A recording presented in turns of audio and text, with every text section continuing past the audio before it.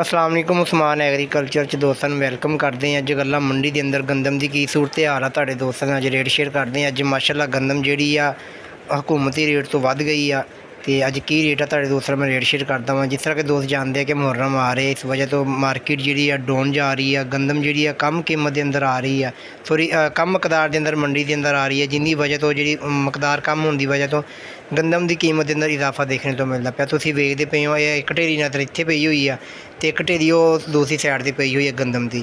तो बाकी मकई माशाअल्लाह बड़ी मकदार के अंदर आ रही है। कपाह भी आ रही है क्योंकि अगे मुहर्रम दी छुट्टियां आ जानियां, जिंदी वजह तो कपाह ते मकई की मकदार ज़्यादा वा, लोगों यानी कि पैसे अगे मिलने नहीं है, जिंदी वजह तो मकई कपाह लैके आ रहे। मूंगी भी माशाअल्लाह मंडी के अंदर आ रही है। बाकी दोस्तों स्पैशल जब गंदम की वीडियो बनाने लगे हैं तो गंदम का की रेट आ तुहाडे नाल मैं शेयर करदा वां। तो अज जी गल्लां मंडी के अंदर माशाअल्लाह गंदम आ रही है, बिल्कुल साफ सुथरी अच्छी गंदम आ रही है।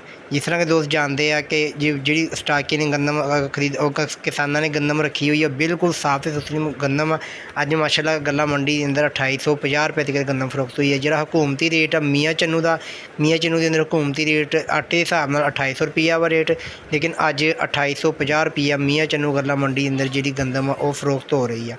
बाकी दोस्त इस बारे तुहाडी की राय है कि 2850 रुपये गंदम किसानों नूं वारे खांदी है, तो तुसीं किहड़े इलाके च गंदम में फरोख्त करते पे। अज देखो खान का दीवाना कोई आ फिरदा वा, कैदी ने 804 मकई लैके आया वा। ते बाकी की सूरत हाल गल्लां मंडी की तुहाडे इलाके दूसरे थानू लाजमी दसो। इंशाअल्लाह नई वीडियो दोबारा मिलांगे। दोस्त अपना बहुत सारा ख्याल रखियो। अल्लाह हाफिज़।